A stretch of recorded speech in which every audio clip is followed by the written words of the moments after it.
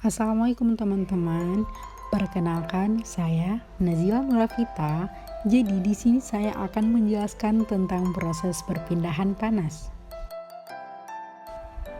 Perpindahan panas adalah proses berpindahnya energi kalor atau panas karena adanya perbedaan temperatur, di mana energi kalor akan berpindah dari temperatur media yang lebih tinggi ke temperatur media yang lebih rendah. Proses perpindahan panas akan terus berlangsung sampai ada kesetimbangan temperatur yang terjadi pada kedua media tersebut. Proses terjadinya perpindahan panas dapat terjadi secara konduksi, konveksi, dan radiasi. Perpindahan panas terbagi menjadi tiga.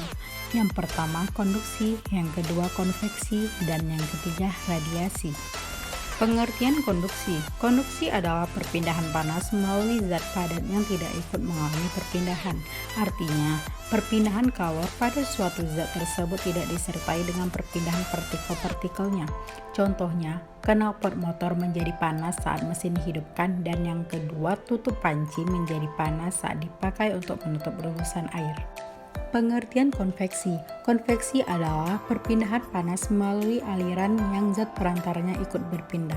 Jika partikel berpindah dan mengakibatkan kalor merambat, terjadilah konveksi. Konveksi terjadi pada zat cair dan gas atau udara dan angin. Contohnya, gerakan naik dan turun kacang hijau, kedelai dan lainnya ketika dipanaskan.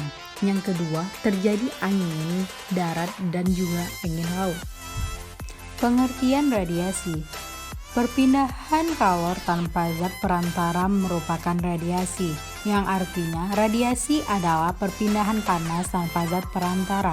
Radiasi biasanya disertai cahaya.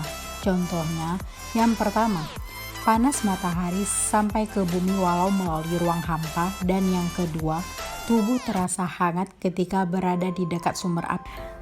Rumus laju pindah panas, di mana T adalah temperatur pada suatu titik, X adalah ketebalan dinding, A adalah luas penampang, K adalah konduktivitas termal, dt per dx adalah gradien temperatur.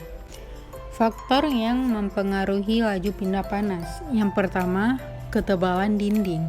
Semakin tebal dinding, maka lambat perpindahan kalor. Yang kedua, luas permukaan. Semakin besar luas permukaan, maka semakin cepat perpindahan kalor. Yang ketiga, konduktivitas termal zat. Semakin besar nilai K, maka semakin cepat perpindahan kalor. Yang keempat, beda suhu. Semakin besar beda suhu, maka semakin cepat perpindahan kalor.